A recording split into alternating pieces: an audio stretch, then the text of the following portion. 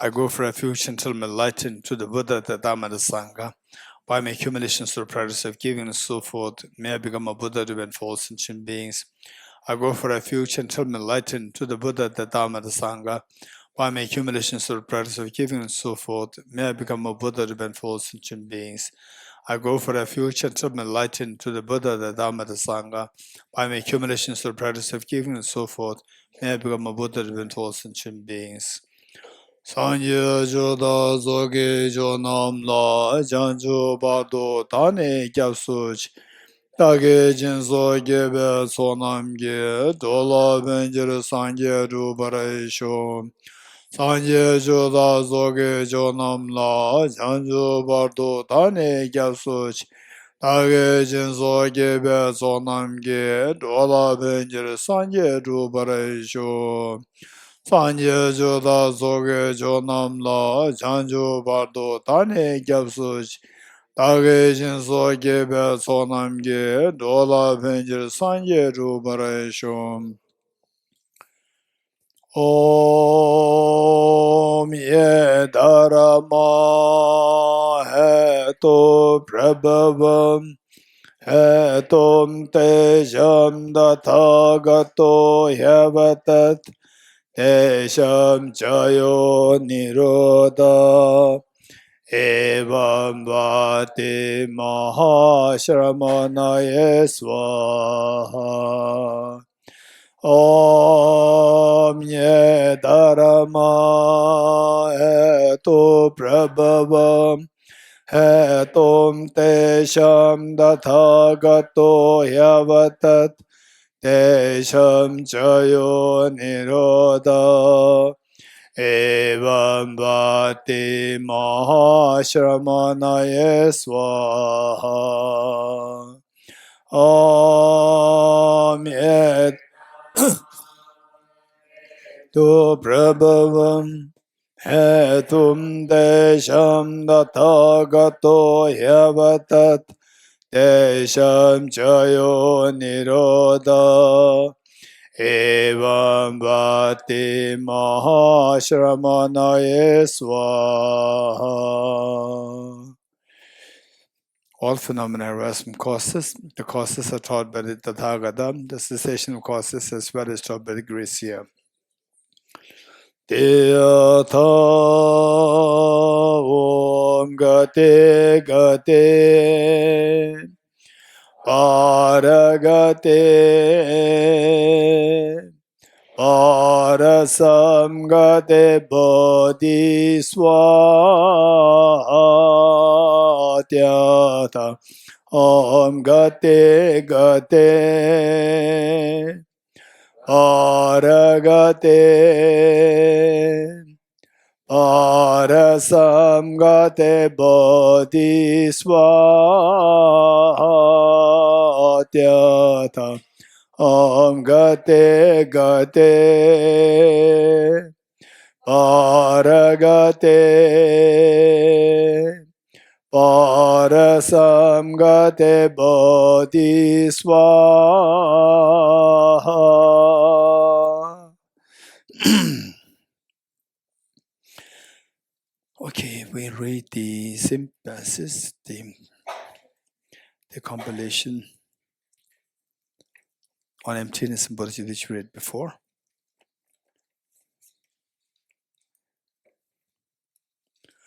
Page 213, 213.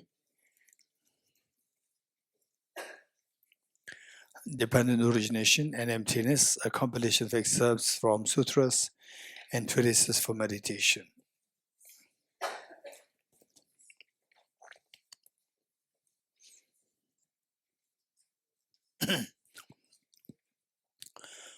Okay, this is what we read before, and some of them we also explained to the explanation.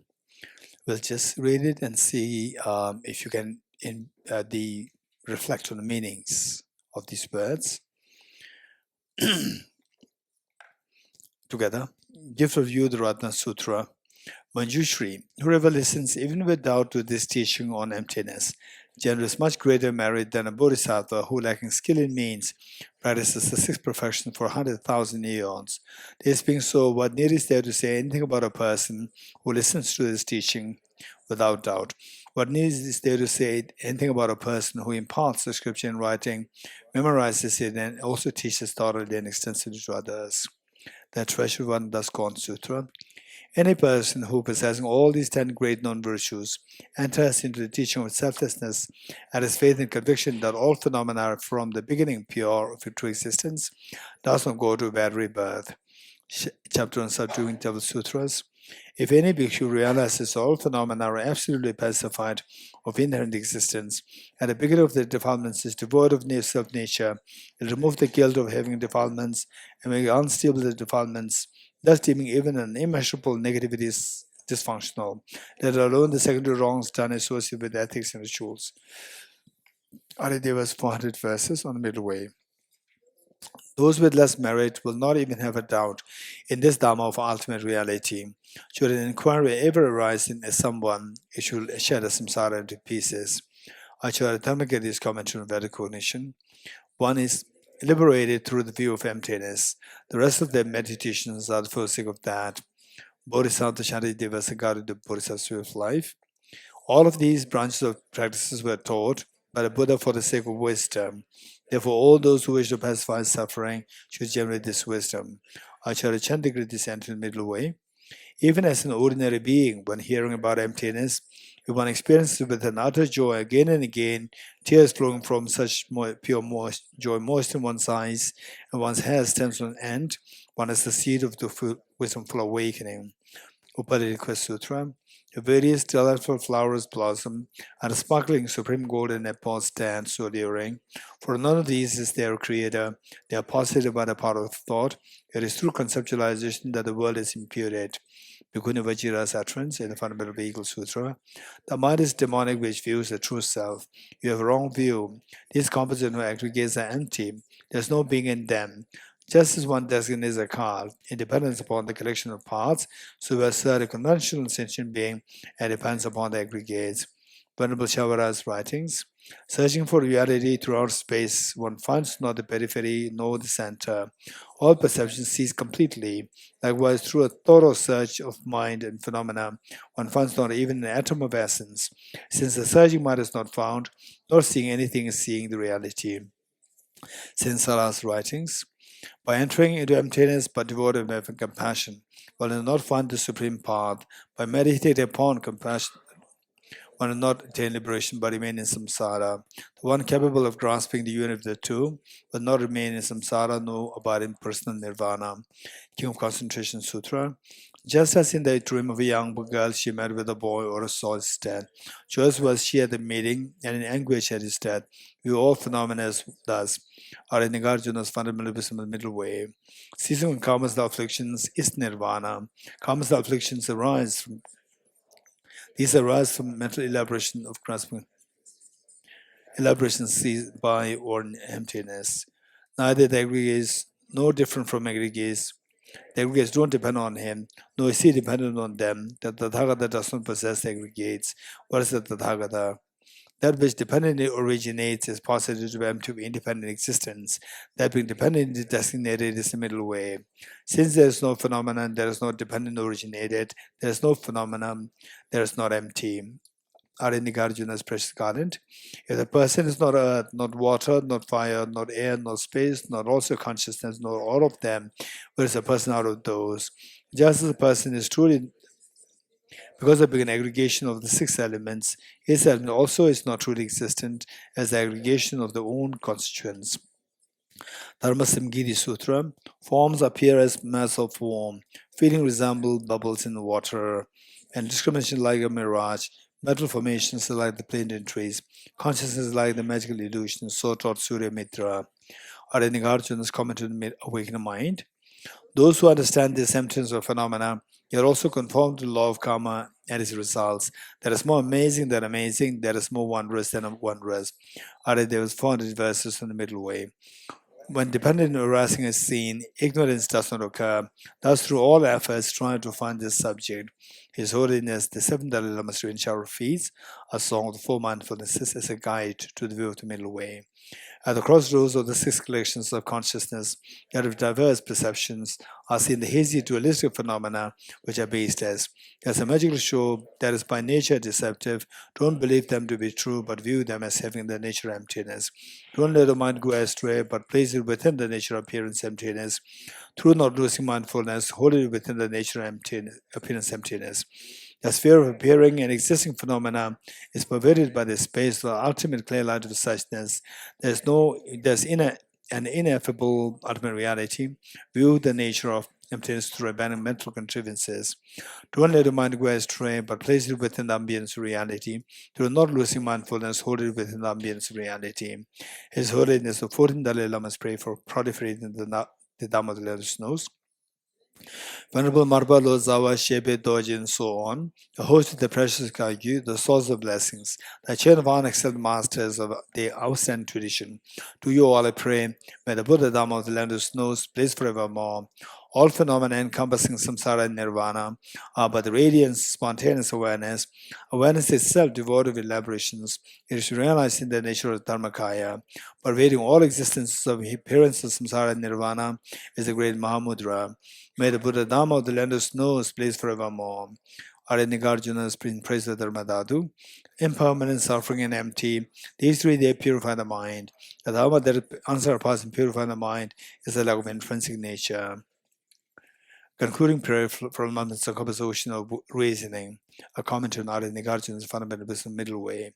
Throughout my future lifetimes, may always be guided by Aramajishri and be able to uphold the Dhamma in general, in particular, even in the course of my life. Shiri Hiruga, Shiri Hiruga, Shiri Hiruga.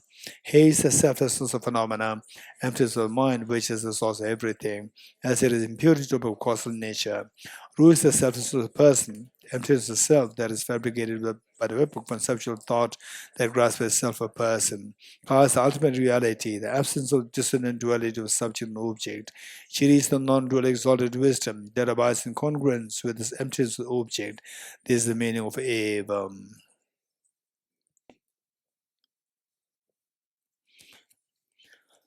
Okay, so now what? Now what? Congruence means the compatible. Compatible. Yeah. That's it. Nothing. Okay, the sevenfold, yes. The first method. What is the first method to generate bodhicitta? Sevenfold cause-effect method to generate bodhicitta. Huh? Done, not done.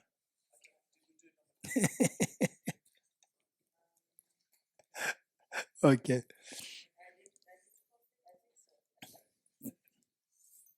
Right. Okay. Now, okay, yes, the first method, which has 7 steps, sevenfold cause and effect method to generate bodhicitta. And the first method, it is a preliminary also. Preliminary. Preliminary part is not included in this method. Preliminary is the equalizing self and others. Or this is slightly different. It's not in that sense. It's more like equanimity, not really equalizing. It is equanimity. Seeing all beings as equal rather than I'm more important, you are less important. Not in that sense, but in the sense that all are equal. Okay. What is that equanimity? If the last who was that who asked this question? Equanimity? Yes. The Kyle asked this question. Equanimity has many connotations. Now, the preliminary practice for the sevenfold course of method, the equanimity is equanimity in the sense that your outlook of the world should not be imbalanced, meaning that to some you have excessive attachment and the word excessive care, concern, and so forth, and to others just you are being oblivious, oftentimes you are being inconsiderate, being indifferent to, and sometimes you are extremely averse to them. In other words, your mind has imbalance in your thinking pertaining to the people. So we need to see the first, we are trying to build the castle of Bodhichitta. To build the castle of the Bodhichitta, Bodhichitta is to embrace everyone equally. And yet, if you look at the mind, it's far away from being able to see, to show affection towards everyone. Our mind is so biased. To some, there's this excessive attachment, and to some aversion, and some the being oblivious. Meaning that the beings, as we see them in three groups: near and dear ones, neutral beings, and difficult people. Three. To near and dear ones, you have excessive attachment, and to neutral beings, just oblivious, ignore, indifferent, and difficult people, deep aversion. So this is a great unevenness of a mind, and this is what creates problem in the mind. This is what creates problem in the mind, and finally, when somebody has the imbalance, of a thought. This is when you are not happy. And people who have this thought, they create all the problems, tensions in the world. And this is extremely painful to see that deliberately the problems are created in this world. So first what we need to do is that like what we said before, if the land on which you're going to construct the house, if the land is, some of them are very extremely high and some of them very low, then we have to create evenness of the land. So excessive attachment to some, you have to cut it a little bit. Otherwise, excessive attachment at the time of separation, there's a tremendous pain. You agree? Agree, not agree? With excessive attachment, we tend to have so much of pain when you feel the loss of the person. Then and also this is not good. With the excessive attachment, then because of this, the aversion arises towards the other side. Who creates a little bit of problem to whom you love so much, you feel averse to that person. For example, in the family, the parents who are extremely sensible parents, when the children they fight, the parents will not say that they will not really take a side of one person. Generally speaking, you're being having an equal or even the attitude towards your children. So this is what is required. So how to build that equanimity, where it was your near and dear ones, neutral beings, and the difficult people, where your outlook is much more very even. How do you create this? This is a question. So here comes the concept of what is known as the rebirth. If you do not believe in the rebirth, then this practice there's no foundation. The ground is missing. Rebirth, to make it quick, rebirth this is not easy. To prove rebirth is very difficult. To disprove rebirth is equally difficult. Okay, let me repeat it. Just as it is difficult to prove rebirth, it is equally difficult to disprove rebirth. So, at the most, who can handle these, or who they handle these, is the neuroscientists, or the psychologists, or the philosophers. Like the Asian traditions, like Buddhism, Jainism, and many of today what they call as Hinduism and Sikhism, they all believe in rebirth. And the Christianity, I learned that the olden version of the Christianity, they believe in rebirth. And then I'm not too sure if that is true.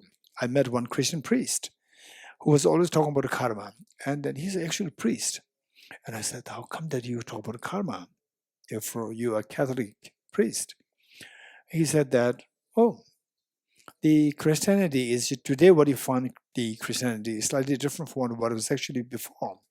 So there was one Pope who came and he just said that, okay, this concept of rebirth, it doesn't suit with what the basic, the principle of Christianity. So then he just, what is English word? I don't know. He just banned that concept. All the books which talk about the rebirth, all just taken away and banned. That's what he said. And I don't know to what extent what he said is correct, but this is what he said. So the point is that the rebirth is very complicated. How to prove it, how to not prove it, how to disprove it or how to prove it is very complicated. So another point is that, and His Holiness the Dalai Lama, His Holiness is extremely realistic and very practical, extremely rational. So one time, I don't know how many of you are familiar with Professor, who is a very famous professor, scientist, and who started the Mind and Life conference, with His Holiness the Dalai Lama, Professor Francisco Varela. He's really brilliant, the neuroscientist, biologist, and also a natural philosopher. Why I'm saying natural, why I call him as natural philosopher, is that Sushmita, maybe you can lock it. Okay, and why I call him as natural philosopher is that I did see him for one of the conferences and otherwise as well. Twice, I think twice. And one of the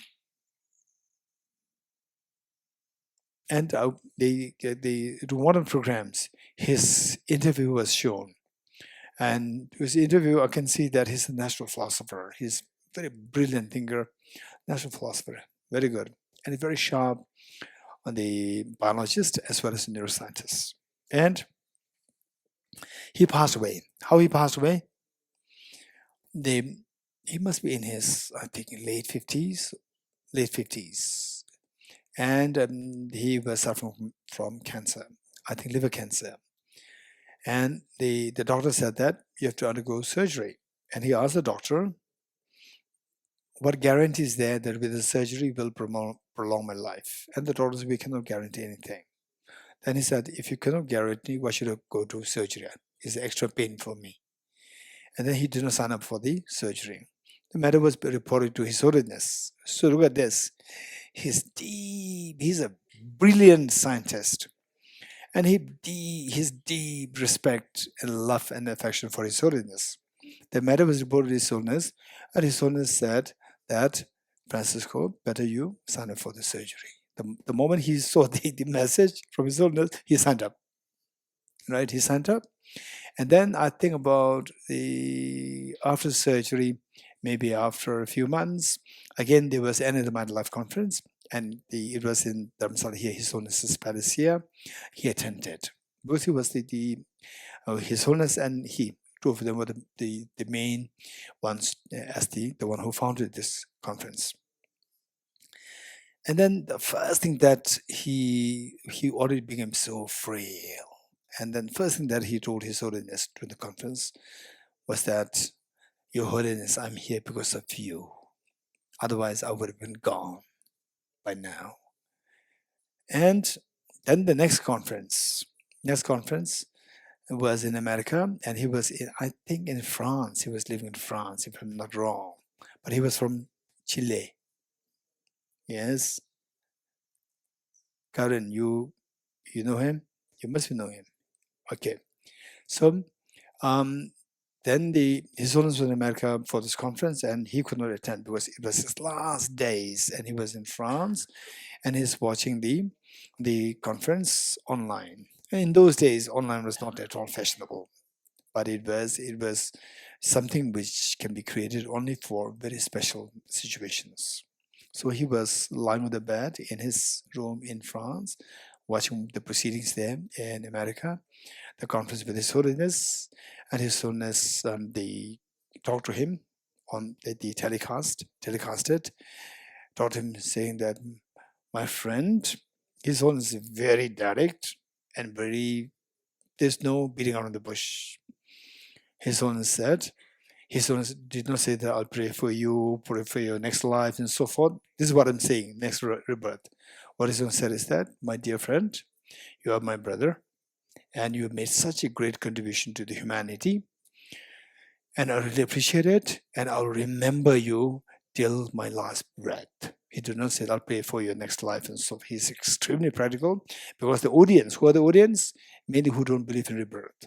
So for them, he's going to say that, I'll pray for you. I'll pray for you. I will remember you, not pray. I'll remember you till my last breath. I'll remember you. This is what he said. Then he passed away after about 16 days of this meeting, meaning the distant meeting. Then he passed away. I think then the next year or 2 years later, when I was translating for His Holiness, and the whole team came to interview His Holiness to make a documentary film on Professor Francisco Varela. And then they asked His Holiness, Your Holiness, where do you think he has taken rebirth? And His Holiness, very practical, right? Who's the audience? All scientists were the audience who don't believe in rebirth. So His Holiness said, if rebirth exists, he will come again as another scientist. This is what he said. He said the question, in His Holiness' mind, he said the question rebirth is a question. No doubt in His Holiness. But for the audience, he's very realistic, right? No point to make the people fall blindly. Why should they have to follow blindly, right? If it exists, means that it can exist, it may exist in your mind. If you don't believe in it, it's fine. If you believe in it, then he'll come back as a scientist. As simple as that. Extremely practical, realistic, rational. Okay, so rebirth is a very important concept. Without this, we cannot talk about this, the sevenfold cause and effect method at all. Okay, so what about rebirth? This is another question. 2000, no, not 2000, 1988, when many of you are not born yet, right? Not born, 88, not born, many who are not born, and then let's say that Chanjula not born, right? Okay, Chanjula not born. No, you're not born. Okay, someday it was 1988. I just finished my high school from here. I just finished it before I became a monk. I just finished my high school, and class 9, 10, 11, 12, the last 4 years of my high school, I was so fond of physics. And this young boy, he was so keen to become a physicist, right? To join university to do physics.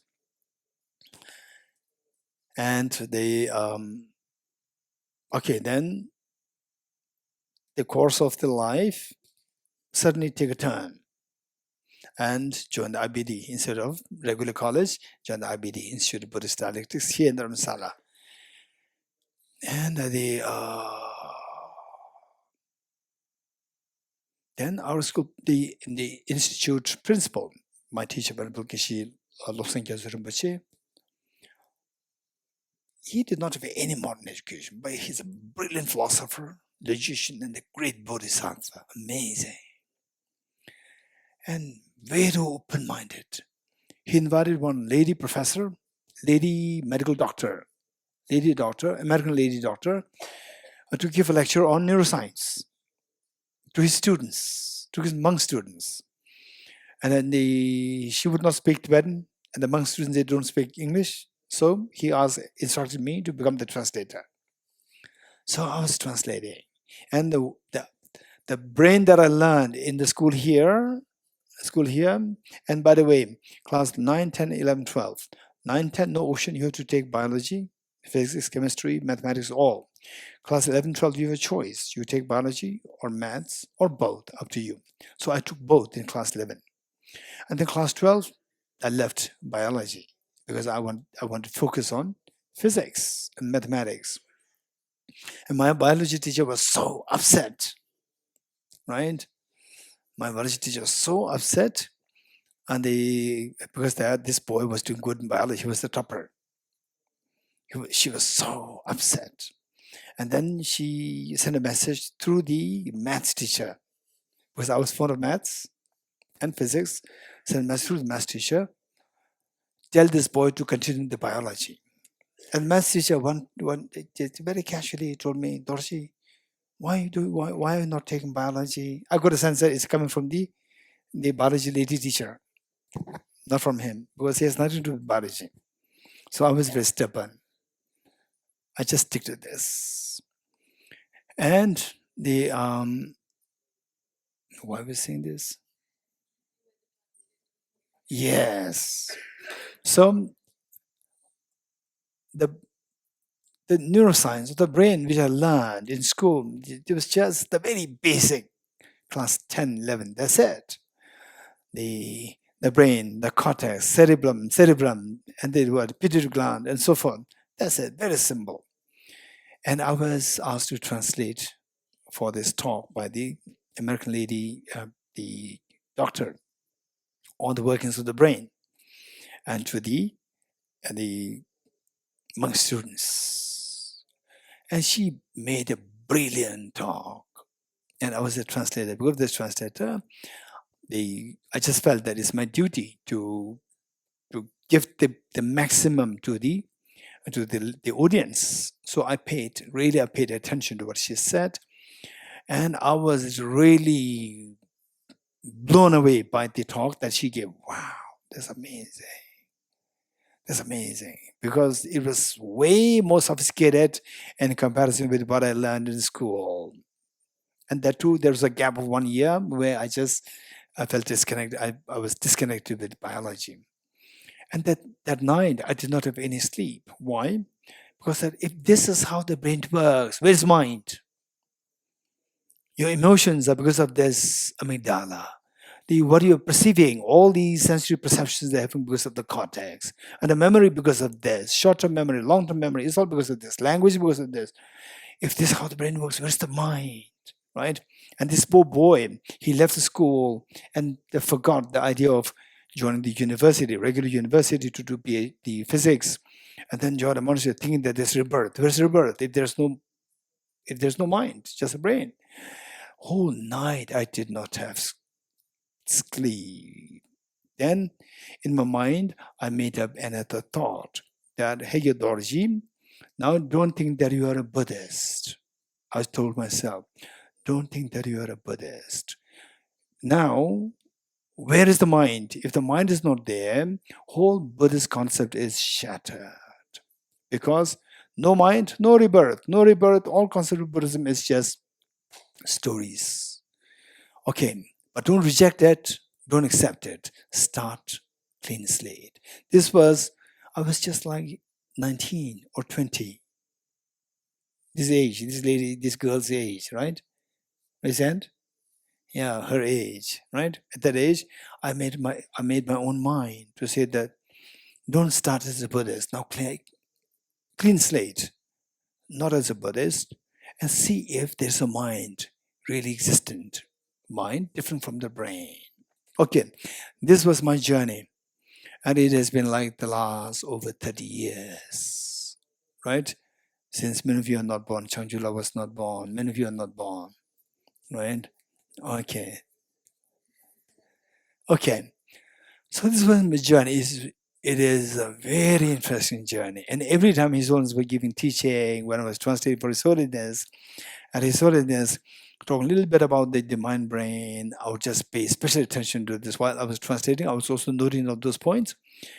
Once in Japan, His Holiness noticed that I was noting down something. I was a translator, right? And then after the talk, he asked me, Damdul, he would call me Damdul. Damdul, what were you scribbling? Then I said, I'm particularly scribbling those points which was said about related to the rebirth. Okay, brain mind. So what I'm saying is that rebirth, does it exist? This question. To talk about the rebirth, number one, keep in mind that it is very difficult to establish rebirth. It is equally difficult to disprove rebirth. To talk yes, to talk no, both are very difficult. You're getting it?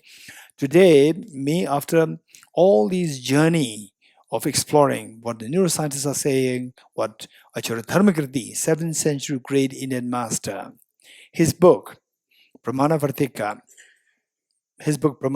Chapter 2, is specifically on rebirth. And I would say that from that date, 7th century AD, 1,300 years ago, from that day till today, the best book on rebirth is his book. Even today, this is his best book. It's all establishing rebirth logically, no stories or any to sharing anecdotes or somebody remembered the past life and so forth. Nothing of this then, all purely established by reason. This is the best book. So for this Pramana Vartika, Pramana, Pramana Vartika, Vartika, Pramana Vartika. Pramana Vartika, particularly chapter 2. And so studying Pramana Vartika chapter 2, even nowadays, I teach this chapter 2 a lot. And then neuroscience, your own reflections, going there is a very beautiful journey, extremely beautiful journey. Okay. So with this, the point is that if the rebirth is to be there, it should be explained on the basis of the mind, not on the basis of the body, which includes the brain. If the rebirth is there, which means that what you have empirically, what you have is the body and your mind. These are two things that you have. And the body, when we die, will be cremated, buried, nothing to do with the rebirth.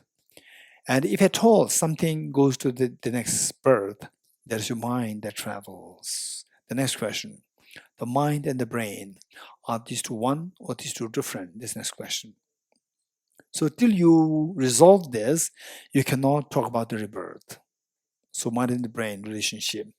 And even at the time of Acharya Dharmakirti, meaning the author of the text, whose text talks about rebirth. So they, in those days, there were some traditional holders like what is known as the Charvaka, which today more as a hedonist meaning who doesn't believe in rebirth, who doesn't believe in the former and the next life. Seeing is believing, that's it. This is known as hedonist, Charvaka. This tradition existed in those days also. Who doesn't believe in rebirth? It existed in those days.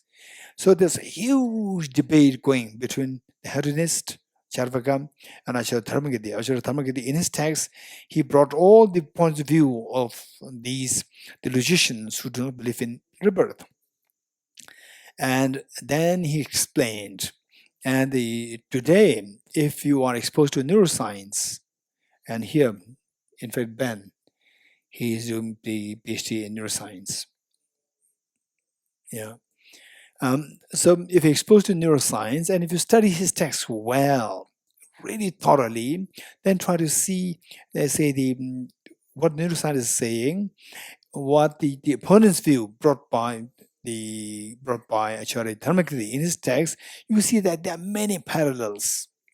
Okay, so from this, the point is that what I'm saying is that the one question that we need to think of is that if at all there's a rebirth, it should be accounted for on the basis of the mind to be distinct from the brain. The question is, the mind and the brain, are these two different or are these two the same? This next question. And these two should not be like one entity and two asuras. You're getting it? You now know that, right? One entity into a. If these two are same entity, the brain dies, the mind should die. You getting it? So if at all the mind moves to the next rebirth, then the two should be entity-wise different, right? Entity-wise different, and yet they can work hand in hand. Yet the two can work hand in hand. It is like the two wings. The two wings of the bird. Are these two entity-wise one or different? Huh? Hey, the two wings of the bird, are the entity-wise one or different? Two wings of the bird, entity-wise one or different? Huh? No, I did not ask different or one. I asked entity was one or different.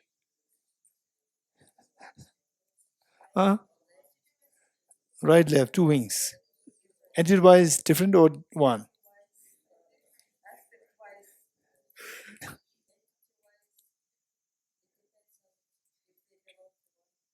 Oh, hey, oh, by the way, yeah, I cannot blame you because we studied this 10 years ago. And it is an isolates, right? Nadia, I cannot blame her. We studied 10 years ago. Huh? Okay, tell me, entity was one or different? Huh? Entity was one, raise hands. Oh, 1, 2, 3, 4. Okay, oh. This is why I'm saying, you know, he's a very young boy, right? He joined my class very recently. Okay, and it was different with hands. Oh, yes, I'm happy. Thank you. And it was different because for the right wing, you cannot point to the left wing and say this is right wing. You're getting it? You have to point to two different entities. You have to. Yes. Same bird. Same. Okay. Your right hand, left hand. Are these two entities was one or different? Same person. Same person. Okay.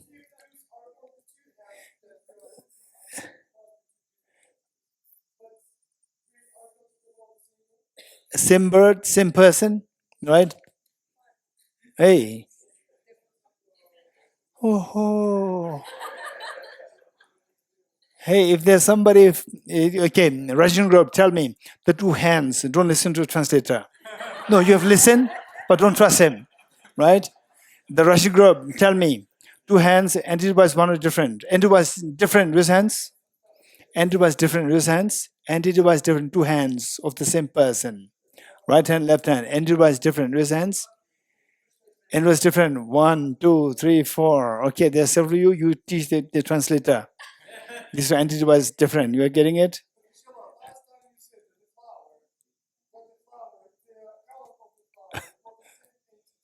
As the flower. Yes, these two are different. You're getting it? Thank you. Did you hear what the Brahma said? The flower and the color of the flower, these two are entity-wise same. The color and the petals of the flower and the petals of flower, these two are entity-wise same. Because petals, the colors, all these are the characteristics of the flower. Yes? So what we said is that the object and its characteristics relationship is always one entity, different isolates. You getting it? Okay. Okay. Now the two hands, this is right hand is not the characteristic of the left hand. Not. You getting it? Left hand is not the characteristic of the right hand. You getting it? It's very different. Right? Okay, good. Paulo, now we don't have time for this. Good.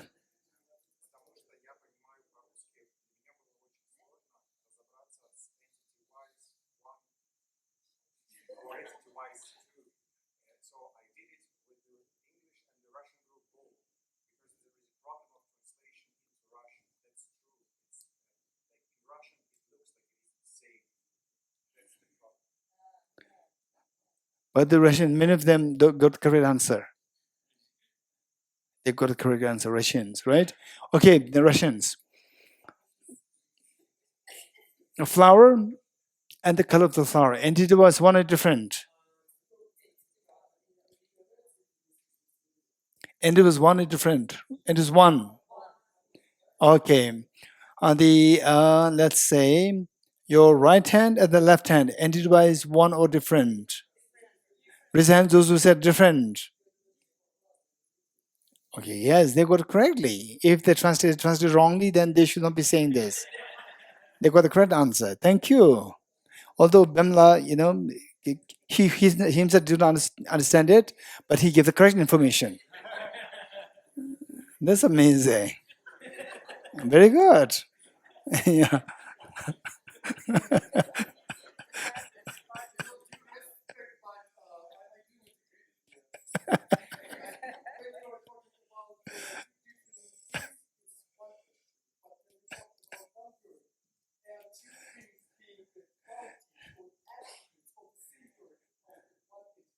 Okay.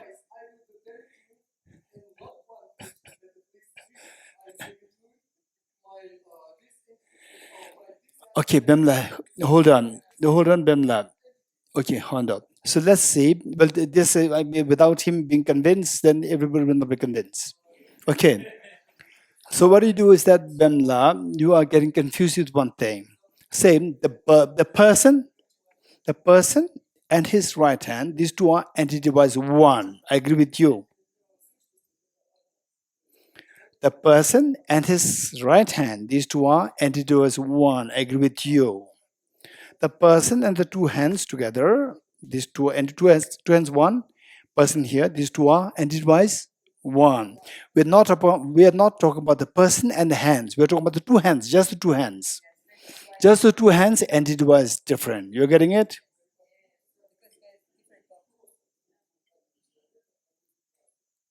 You're convinced? Okay, you're happy with this two hands person without the person?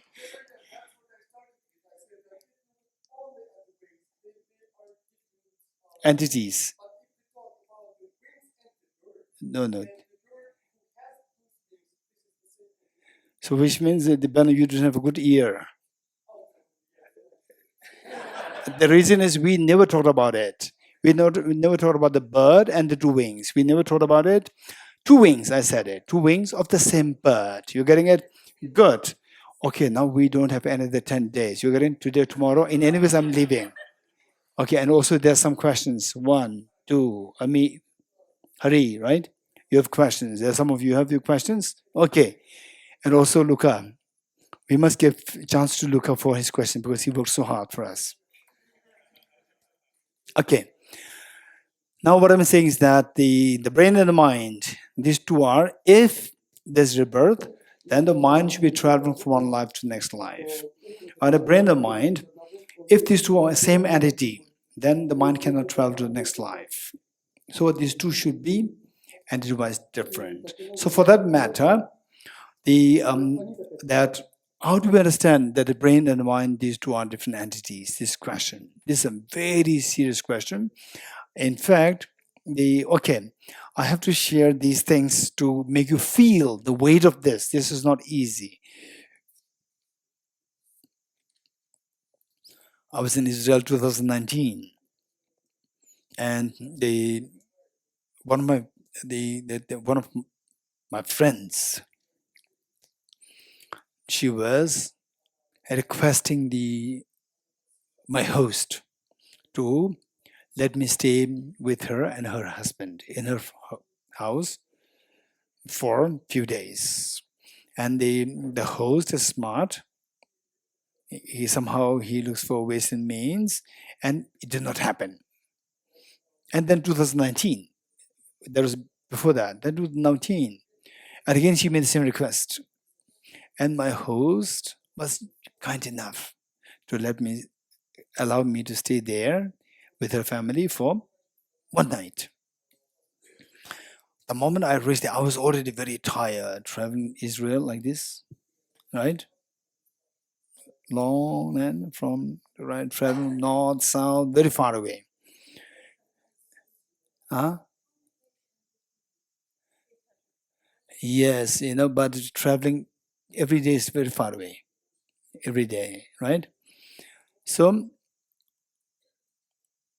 the moment I reached her house, she and her husband, they were waiting. And then she instantly took me to the place, like a dining table, and she served tea. And instantly she started heavy talk, right? She said, Geshe, tell us something of rebirth. And I said that I'm already very tired, moving from north south? What is it? What do you call it? North south, east west? North south. Yeah, no traveling. I'm so tired, giving teachings, and very tired. And then still she was insisting.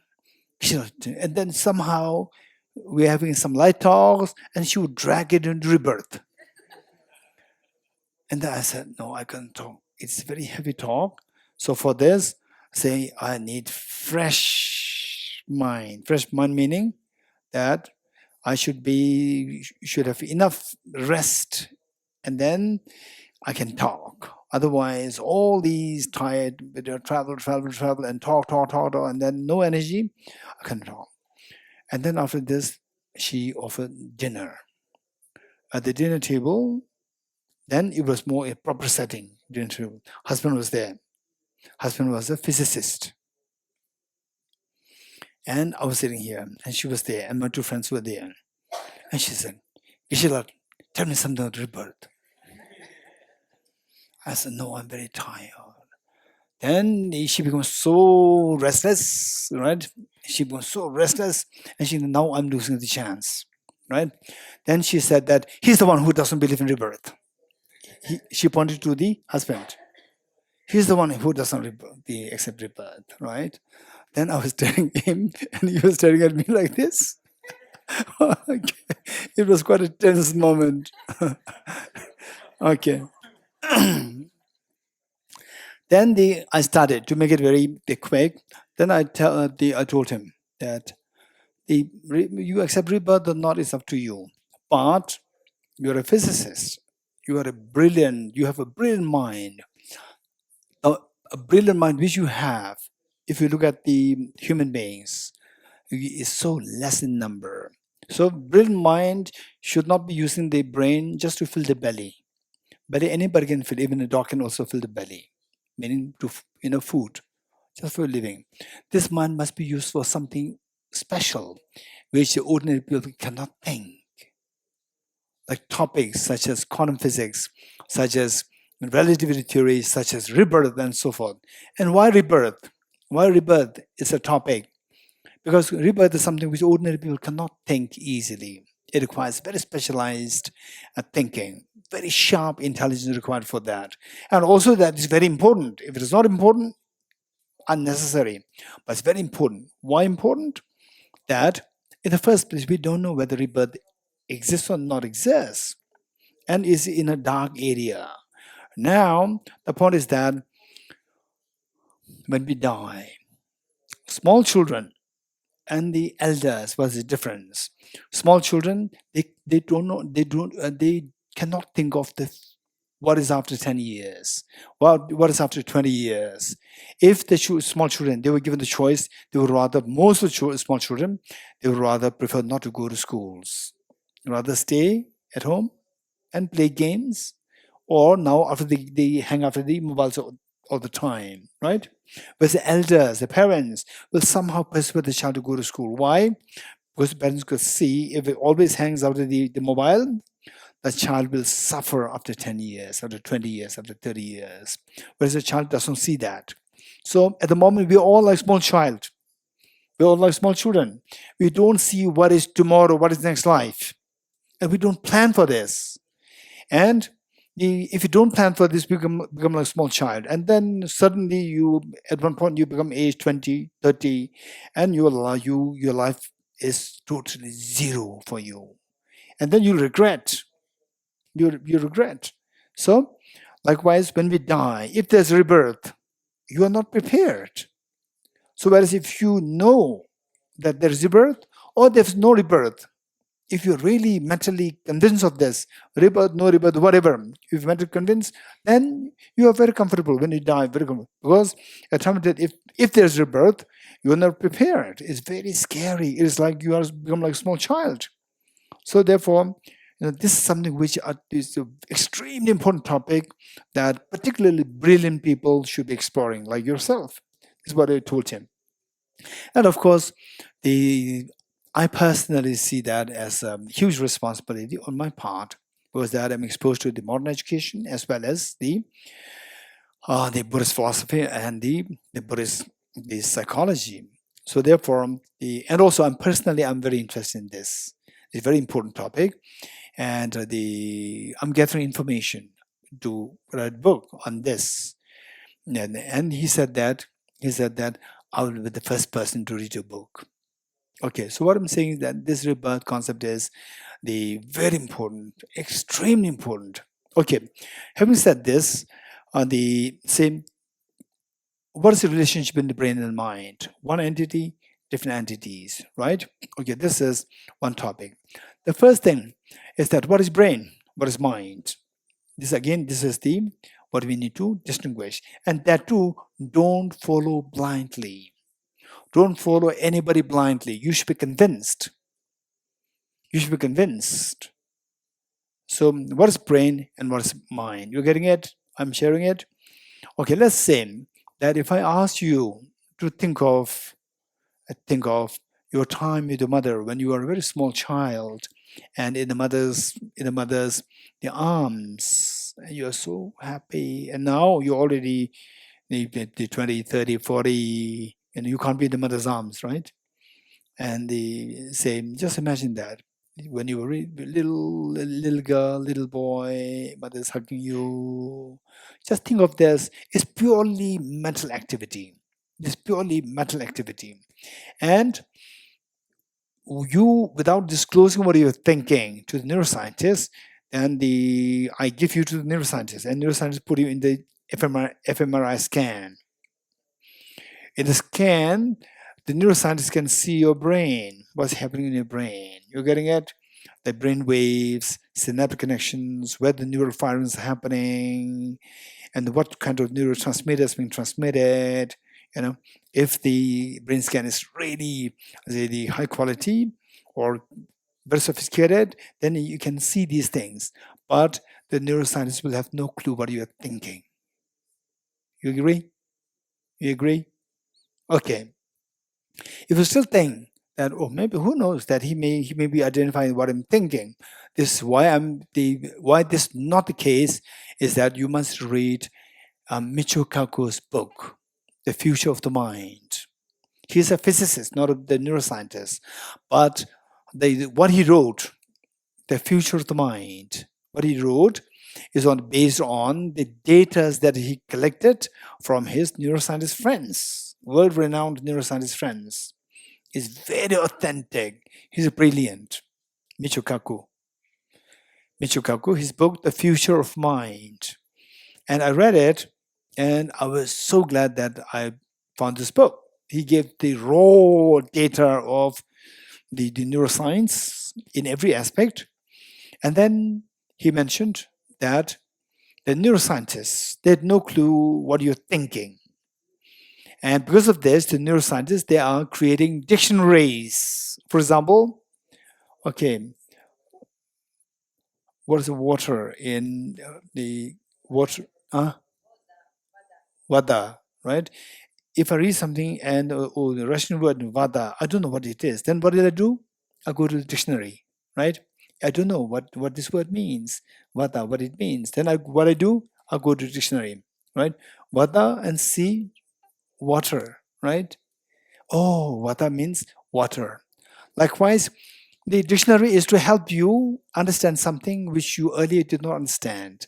Likewise, the neuroscientists, they're creating dictionary to understand your thinking on the basis of the workings of the brain. You're getting it? Workings of the brain, they don't need dictionary. They can see that through these sophisticated computers, but they cannot see your thinking. You're getting it? So these are the raw facts.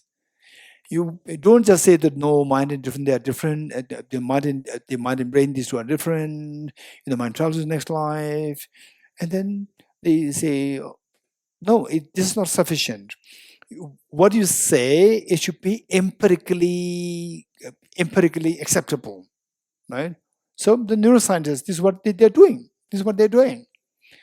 And people who are really very, very, very intelligent, I don't have to talk about these dictionaries. They will understand. Yes, that I understand. The thinking, they have no idea. The brain, they can see. You're getting it? But for most of us, unless I say like this, what he's saying like this, but it's really true, right? because that our intelligence may not be as good to grab at what is being said. So therefore, we require these supplements for us to understand it. So the neuroscientist, you read this book, Michio Kaku's book, he got all the data information, the neuroscience data information from his neuroscientist friends. And there I learned many things about neuroscience on the basis of, he's not a scientist, he is not a neuroscientist, he's a pure physicist. Of course, he's one of the brilliant physicists in the world today, Michio Kaku. But he's multi-talented. He wrote about this, and then with the help of all the data that he got from his neuroscientist friends. Okay, so why the neuroscientists have to create the dictionary? Because they cannot see your mind. They cannot see what you're thinking. You getting it? Do you agree with me that you know what you are thinking? Yes, which the neuroscientists cannot see. What you know, that phenomena which you know firsthand. Yes, I'm thinking of me when where I was little girl, little boy, my mother hugging me, very beautiful moment. I was thinking of this. Nobody can deny this fact. Yes, nobody can deny this fact. Okay, so there's one phenomena which you have the first-hand experience, which the neuroscientists do not know. They cannot see. That is your mind. Then there is one aspect within you which the neuroscientists can see, which you cannot see. You cannot see what kind of the neurotransmitter is transmitted from one neuron to the other. You have no clue what kind of neural firings are happening. You have no clue. But neuroscientists can see that in the scan, brain scan. They can see that, right? Which neuroscientists can see, which you cannot see, is your brain. Which you can have the first-hand experience, undeniable first-hand experience, which the neuroscientists cannot see, that is your mind. So this is distinction between the mind and the brain. You're getting it? Okay, number one. The next is that the mind and brain is that, I say, however sophisticated, let's say the brain, let's say some of the, I think many, I would say, for time being, I may say, to be on the safe side, I may say some. I will not say many. Some of the neuroscientists, they equate brain to a computer. Brain is purely mechanical. Computer is purely mechanical. And they equate brain to the computer. If that is the case, there is a loophole there. The loophole is that for the computer, however sophisticated the computer is, it requires external operator.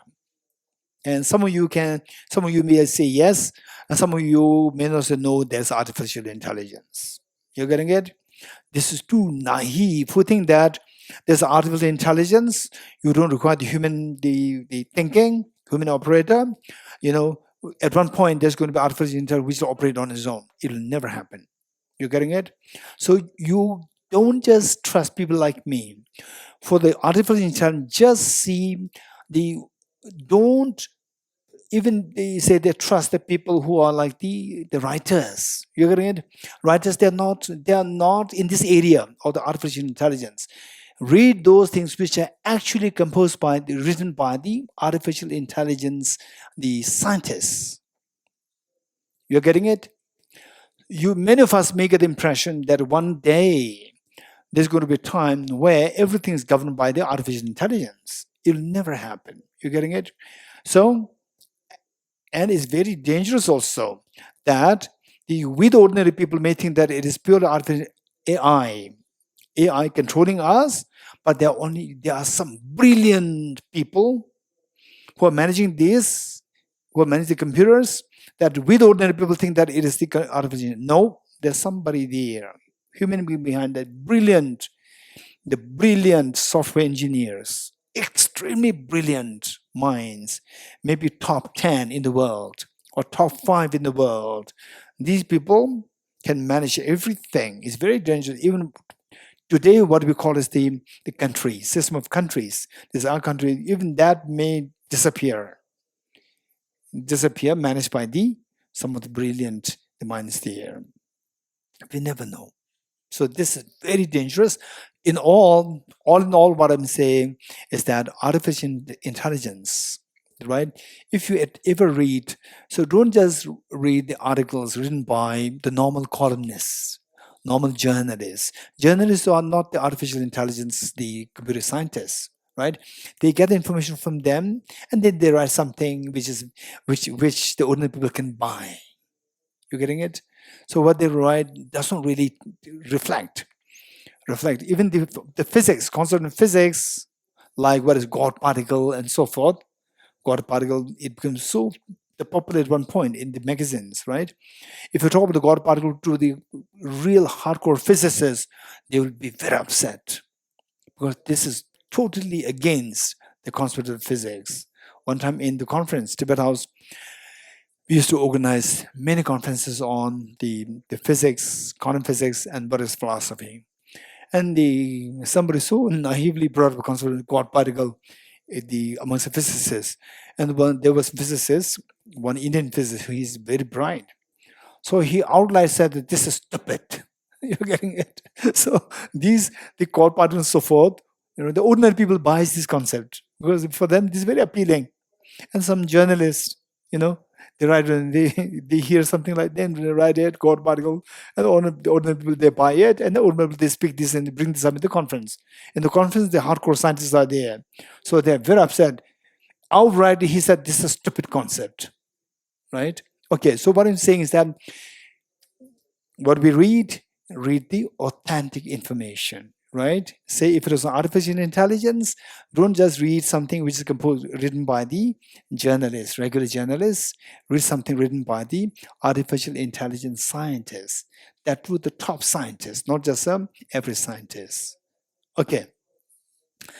So the point is that the brain and the mind, say the one distinction that we can see is that for the computers like these, the laptops, the computers, however sophisticated, of course the computers are more sophisticated than our brain, very sophisticated, but the computers require the external operator to operate on this, whereas the brain doesn't require external operator, right? So in the mornings your mother comes and press somewhere, right, and then you start operating. No, it doesn't require that, because the brain has a mind. Brain is a mind as operator. Mind operates in the brain, right? And the mind and brain, how these two operate. The mind operates is there's an operator, but these two work in hand. For example, the computer helps us. Computer helps a person to do many of the works, and the person also helps the computer to make sure that it is not damaged.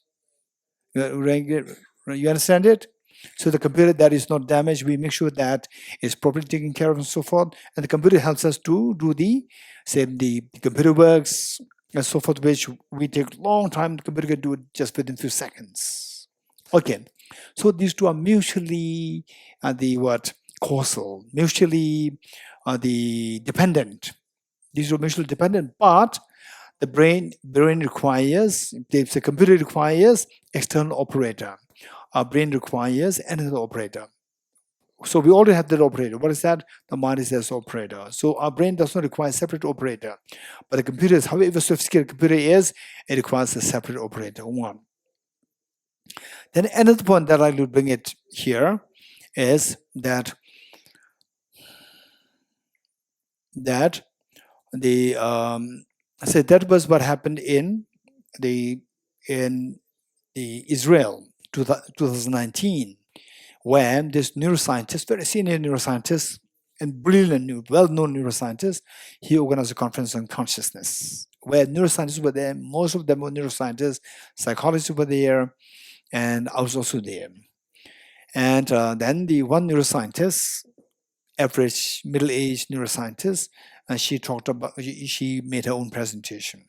Suddenly, she started to talk about free will. The moment the free will topic came up, and from the floor, the psychologists and all, they just throw questions to her.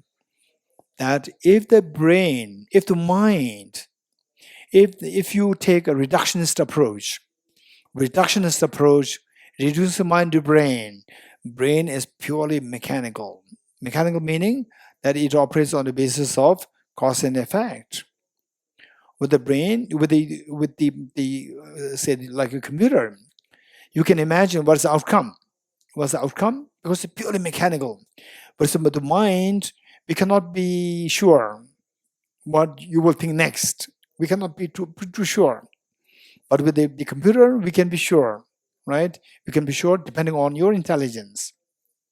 So that then if the mind, the functions of mind is reduced to function purely due to the function of brain, and where the brain is purely mechanical, where is the room for free will? This was the question. Mechanical meaning this A happened because of B, B happened because of C, which is like fixed, deterministic. If it is deterministic, versus free will. Free will versus determinism, right?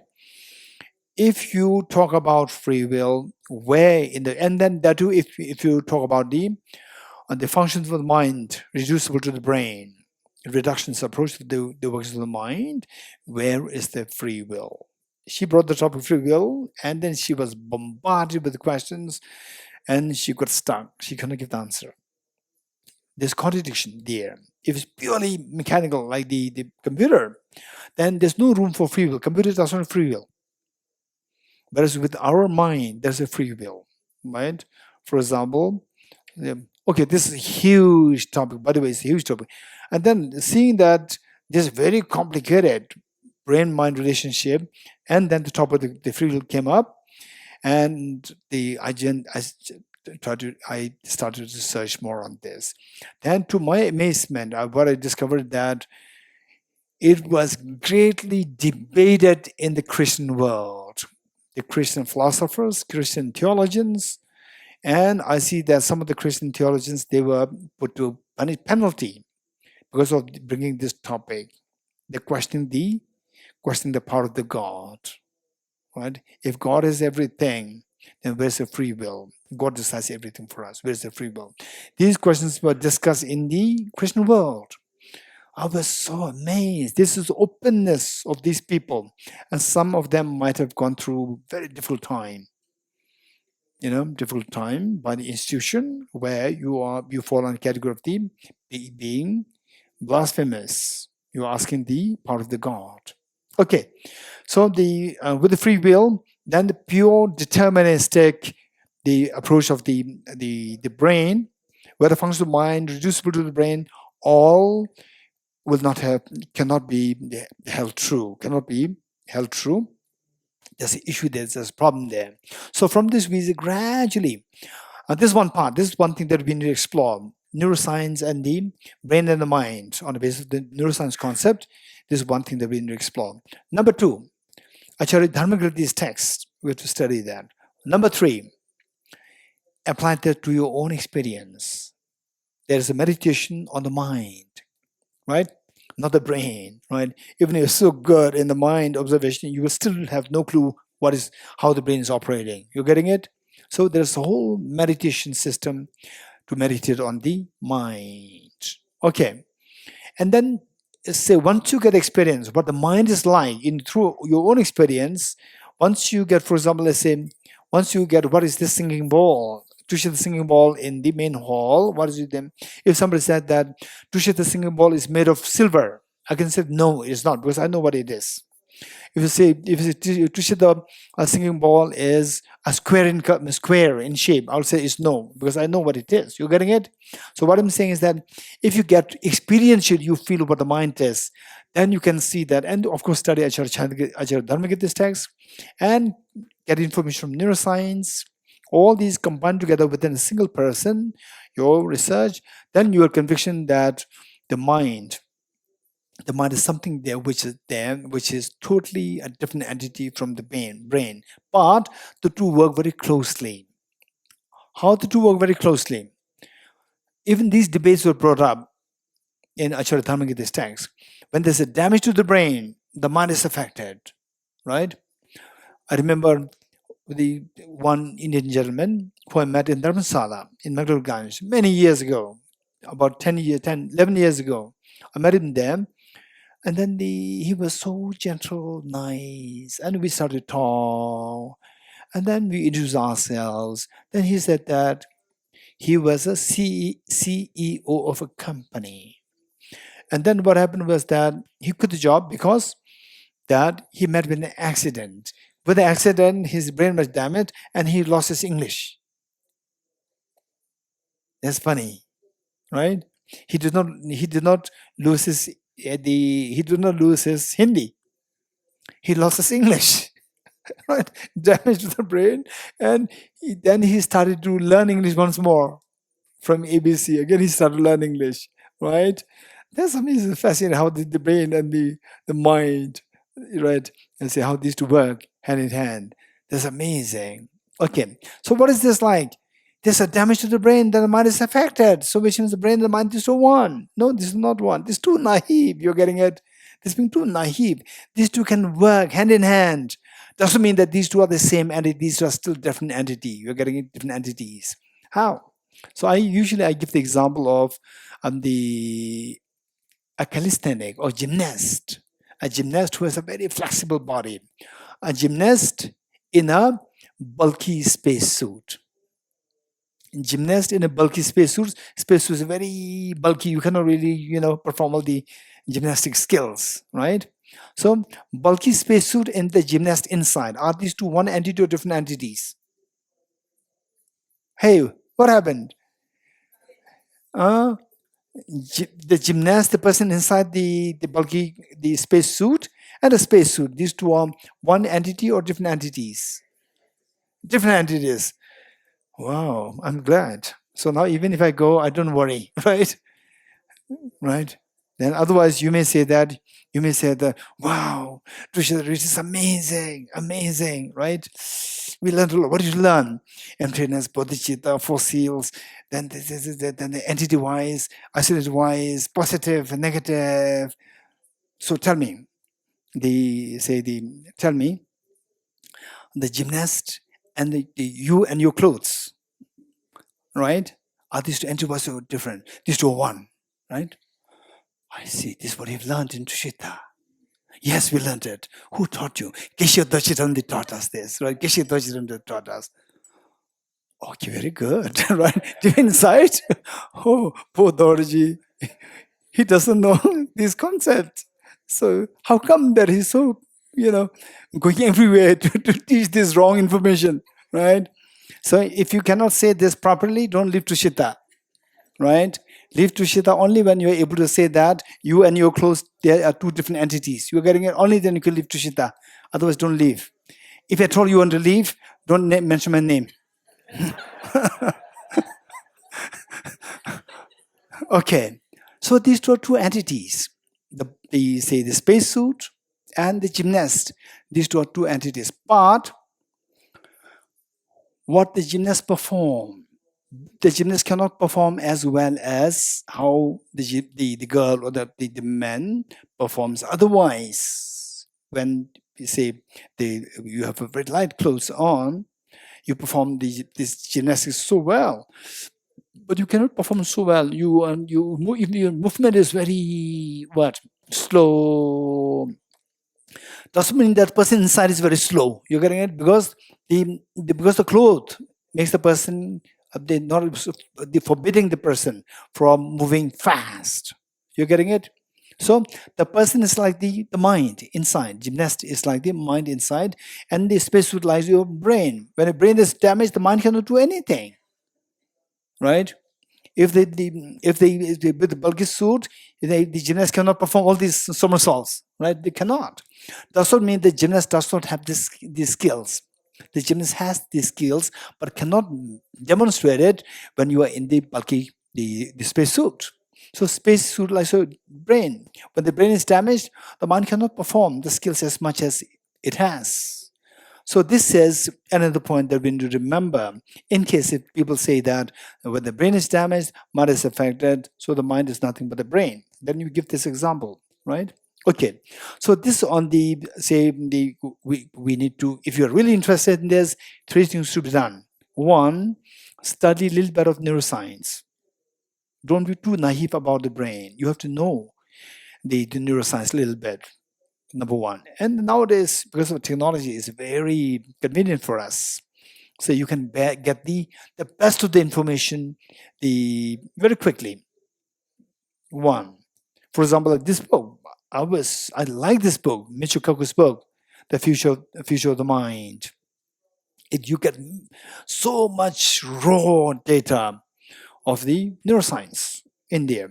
And study Acharya Dharmakirti's chapter 2. Study that. If you study that, if you want to study that chapter 2, the one place which you can more readily study is by doing NMC. You getting it? Okay. Right. Whereas if you get an opportunity to meet with good teachers, really good teachers, who know this study so well, right? And then you're very fortunate to get the opportunity to learn from that teacher one-on-one. You're very lucky. Why not? Not necessarily NMC. You're getting it? No, but fun. You have to know. It's not about NMC or these things.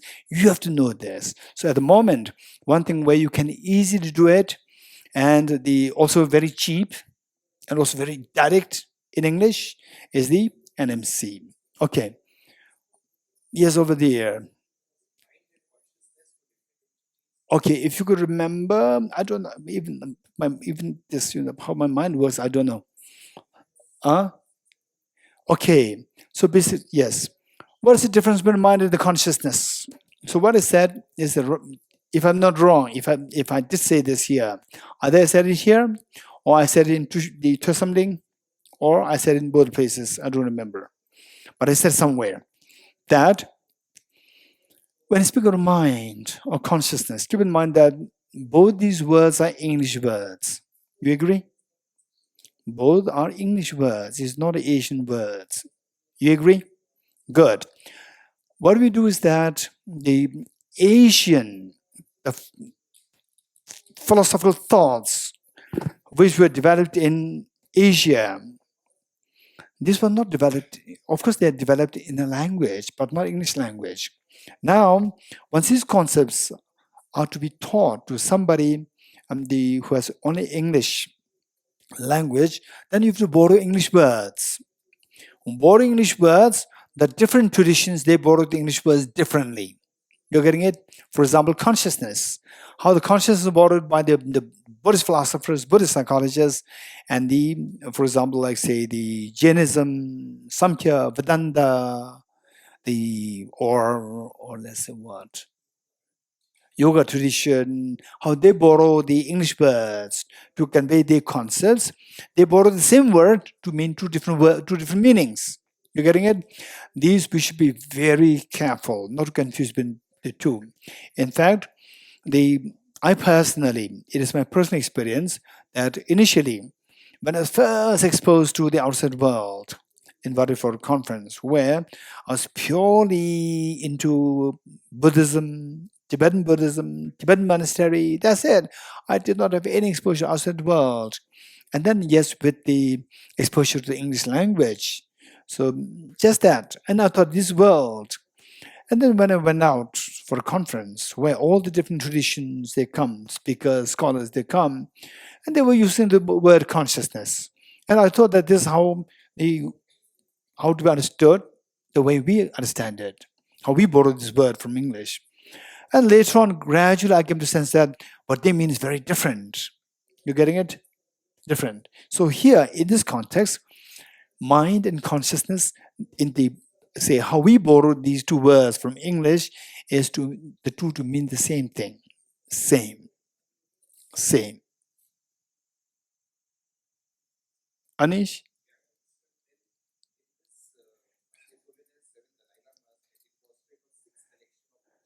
Yeah.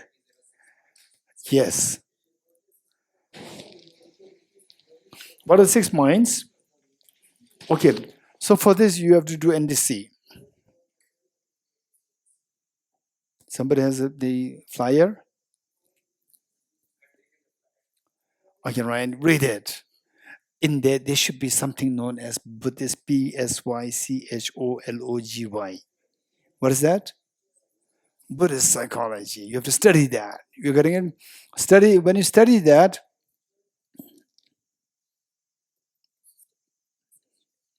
no, master's is fine. No, diploma is fine. Thank you. So this development, there should be something. BSY. What is that? BSYCHOLA is there. NDC 406. That is the Buddhist psychology, right? Okay. So we have to study that. So what are in simple terms, what are the six, the mind, six consciousness, six mind, six awareness? So we have the five senses. What you see is done by eye consciousness. What you hear is done by your ear consciousness. So nose, tongue, body, five. And what do you think of the future? What do you think of the past? All done by the mental consciousness, not by the sense consciousness. Sense consciousness, they get access to only the immediate present, the objects, not the past and future. So the mental consciousness is the one which can get access to the past and the future. And the sophisticated concepts like quantum mechanics, relativity theory, and so forth, they are not seen by your the five sense consciousnesses. They are seen by your mental consciousness. You're getting it? So these are the six consciousnesses. Good. Okay. Now, okay, I'm not going to go too much into detail. This is something, if you are really interested in this, three things to remember. One, have a little bit of exposure to updated neuroscience, updated current neuroscience. Number two, study Acharya Dharmakirti's text well, Pramana Vartika well. Number two. Number three, observe your mind. Learn how to observe your mind and see your mind with your first-hand experience. You have to see your mind, right? There are techniques to see that. These three things combined together, you will be the best person to say that the mind exists as a different entity from the brain. You getting it? Then this concept of the sevenfold cause-effect method becomes very easy. Yes. Sorry? Would it? Do they exist ultimately? The mind, okay. Mind, does it exist ultimately? Or is it ultimately existent? If it doesn't have, if it's not dependent on the body, it doesn't depend, so wouldn't make it ultimately existent. Okay, so nothing exists ultimately. Nothing. Buddha doesn't exist ultimately. Emptiness doesn't exist ultimately. Nothing exists ultimately. But everything exists. Everything exists conventionally. 2 points. Yes. Okay. Mentioned Pramana Vartika. Pramana Vartika. It should be indicated here in this book. It should be there indicated. Pramana Vartika chapter 2. So if you look at this one, let's say, okay, page 5, the second last paragraph, second last verse. What is that? Page 5, second last verse. What is that? Can you read it, Jay? No, page 5. Page 5 from the blaze, the blaze of non-dual Bodhicittas from this book. Page 5, second last stanza. What is that? Can you read it for us? Yes. The one who has eliminated the web of conceptualization and is endowed with the divine bodies of vast and profound, who eternally shines for the forever noble our race, to you the Buddha make prostrations. This verse is composed by Acharya Dharmakirti in his text, Pramana Vartika. So this text, and at the end there's a number. What is that number? Number 9. Check. Where is this number 9? Anyone who can track where this number 9 is coming from? Page number page 375. Page 375 and number 9. Homage verse, commentary and validation, Pramana Vartika, Chamanamjal by Acharya Dharmakirti. The complete information is here. Good. Okay. So if we want to know about this more experientially, right? One, study a little bit of neuroscience, updated neuroscience. Number 2, Pramana Vartika chapter 2. Number 3,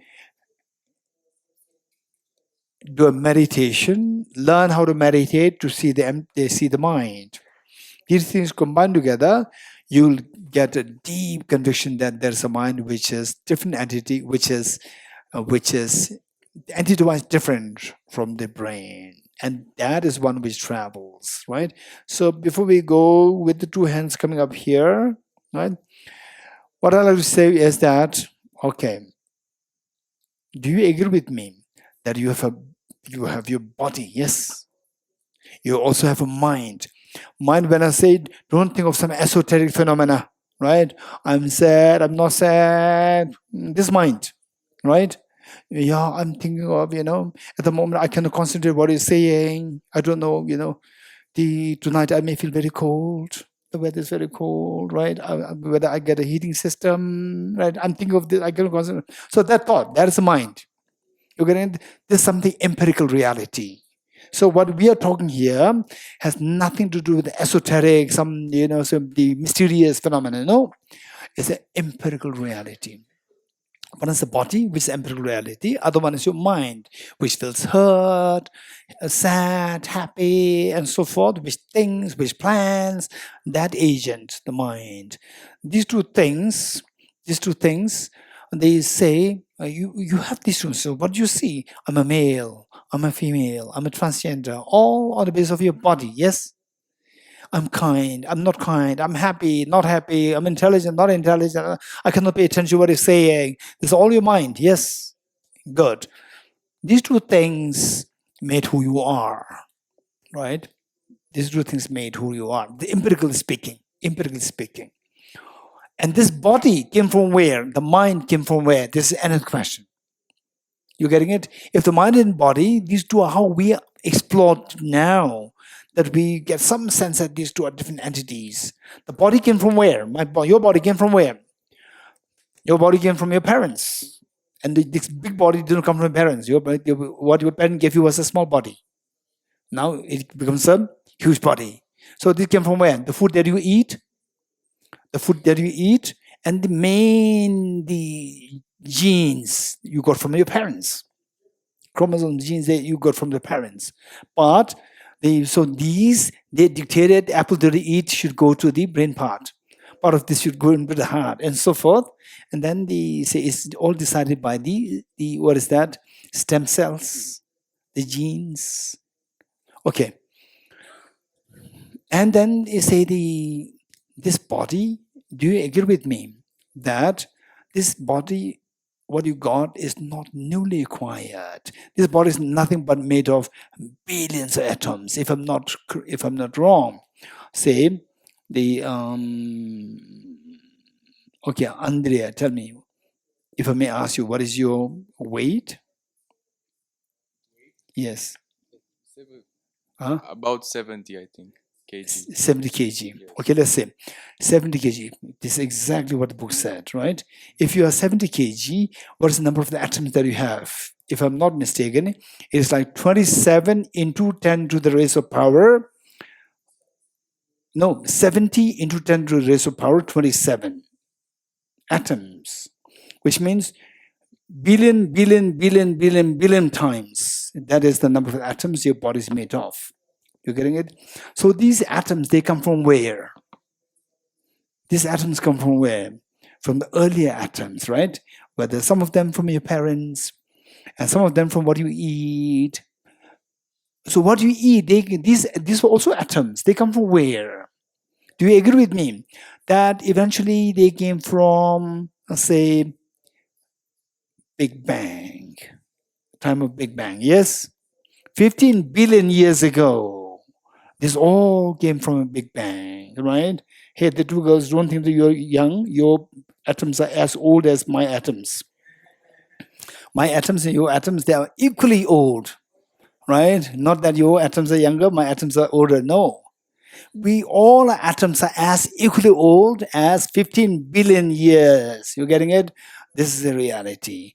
So in other words, the body that we got, we can track back like this. The atoms never annihilate. At the most, they can change into energy, right? Matter, energy, they will not annihilate, disappear altogether. If this is, and what is this? This is a law of nature. This is a law of nature. No matter energy is created, no matter energy annihilates, is destroyed. You're getting it? This is reality. This law of nature. Likewise, if this is the law of the nature, if somebody who's sensible, yes, of course, right? Okay, this law of nature, scientists said it, so you believe in it. If this is who you are, you may find it difficult with the mind. If this says, no, this is obvious. If this comes to you as very obvious, then you can apply it beautifully to the mind. If the mind, which is different from the brain, if this mind, if you track back where it comes from, right?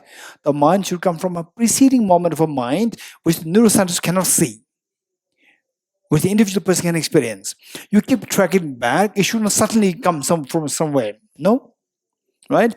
So if you keep tracking back, then it comes to the first moment in the mother's womb. If that mind, where did it come from? Then it moves to the previous life, previous mind.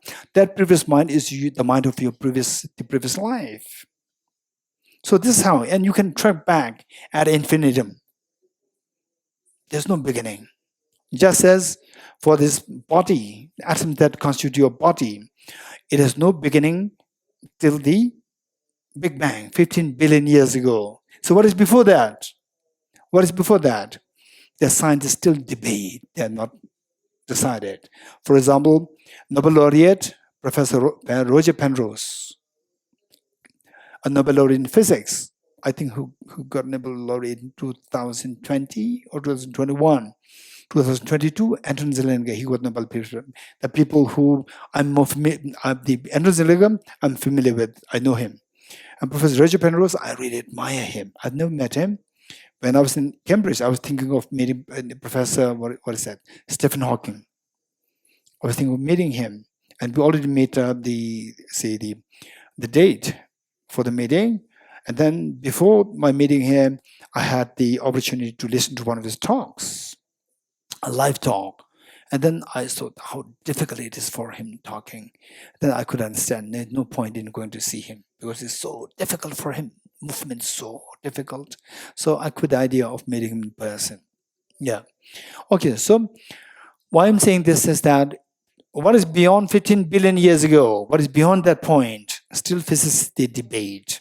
No, Professor Roger Penrose said that this cannot be the beginning. In other words, implicitly we can say that Professor Roger Penrose directly says that there should be something before 15 billion years ago, before Big Bang. You're getting before Big Bang. And then in a way, say it is like infinity. You can go back in time, infinity.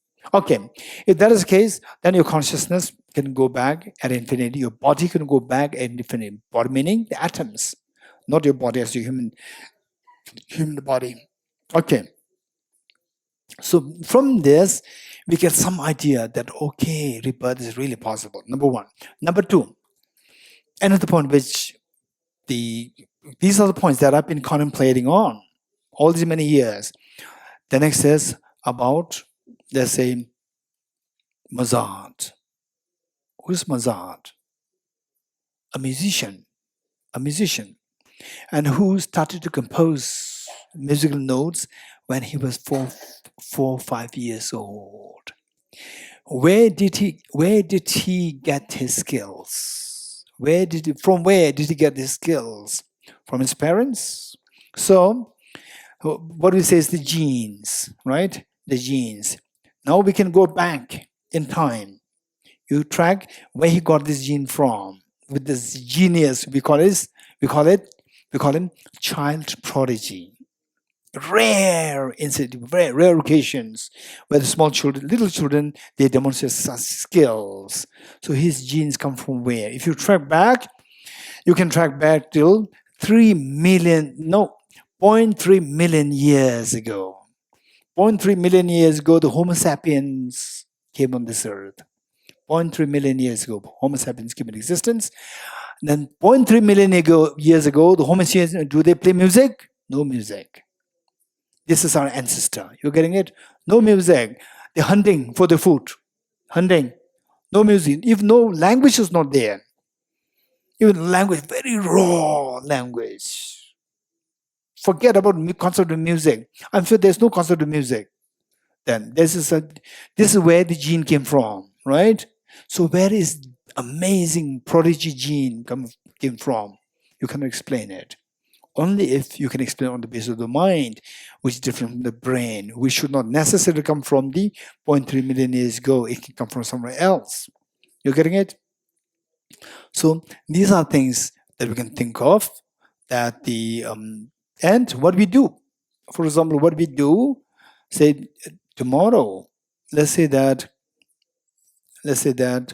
okay, who is very confident about the concept of the entities and oscillates? Who's very confident about this? Andrew, Ben, Drishti, Chusket, Shudana, Diana, Jamila, and Chanjula, and Lena, right? Entities and oscillates. Who is very confident with this concept? Good. Okay, Nadia. So we see that. So tomorrow, when you meet a person, okay, when you meet any of you who is confident with this concept, if you know that, then when you need the person, you can directly talk about entities oscillates. You getting it? Because you know that the person knows the concept. Because what? Because the previous day, he knew that. Because he learned it already previous. So which means your knowledge comes from the previous learning. So there are many tendencies like the music. Say we become good at music after several months, several years of practice. Yes. So when somebody plays the music so well, from there you can see that the person must have been practiced well earlier. So from the expertise, we can see that person has practiced earlier. So earlier moments are predicted. So for example, this Mozart, when did he learn this music? He never learned, right? So if you go back to his ancestors, nobody learned this music to the level of his expertise. Nobody learned it. But he got it from where? This is where he learned it somewhere, not bodily, which is traceable to 0.3 million years. It's mental, which is different, the stream from the body. So this mind came from somewhere, rebirth, previous birth, where we never know. Another planet where the music is so readily available, right? So from there he must have died to birth in planet Earth, and then brought this skill here. So this can predict. From this, where did you learn this, right? For example, say, sometimes it's very strange. When I give teachings and I talk some technical things of Buddhist philosophy, and somebody gives answer very systematically, I ask, are you from NMC? Right? I ask them, are you NMC? The person says, yes. Right? So basically, I can see that this is coming from somewhere. It's not like random, right? You see some random and then the brilliant answers, emptiness comes.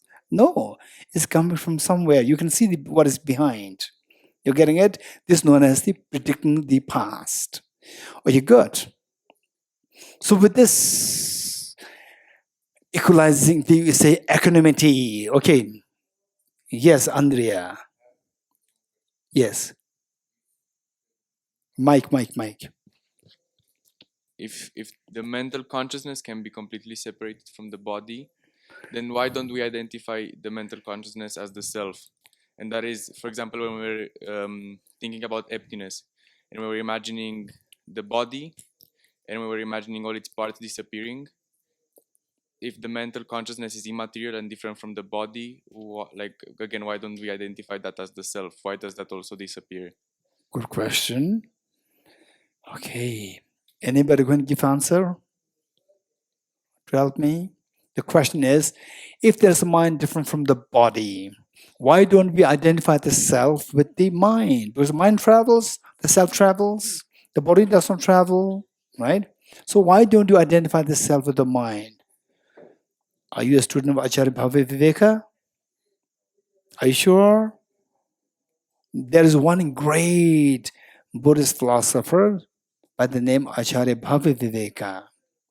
He must be, I'm not too sure, 4th 5th century or 6th century AD, 1,400 years ago, 1,500 years ago. He said the same thing.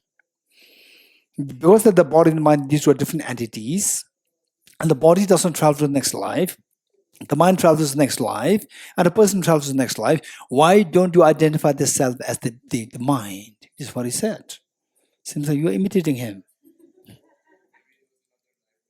Yes, we never know. We never know, right? Okay, give a straight answer. Is that, hey, if it's not too offensive, right, please give the answer. If it's offensive, don't give the answer, right? Are you a man or non-man? I'm a man. Okay, man means on the basis of the body or the mind? The body. Body. So therefore, you as the man, you as the person is a man that is related to the body. It's not purely mind. Right? If it's purely mind, for example, my hand is with the cloth. I'll not say that I'm cloth, although the cloth is with you. I'll not say I'm cloth. Right? So likewise, if you are related, if you're purely mind, you cannot say that. You cannot say that I am man. Man is related to the body. You're getting it? So from there we see that man is a composition of the body and the mind. You agree? Okay, but just as the brain, like the mind uses the brain, just like an external operator uses the computer for certain functions, can we argue that the same way my mind uses the body? Yes. For example, look, I'm doing this. And my mind is using this body, this hand to lift it up and drink it, and then my thirst quenched. Yes, you can use your body by your mind. Yes. The mind dictates the body to move. Okay, the staff, you raised your hand earlier. I'm a little scared of your questions, right? Oh, she's consoling me. Don't worry, it's an easy question. Yeah.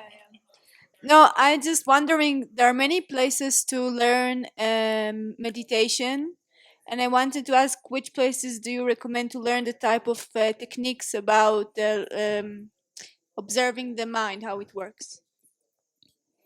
Okay.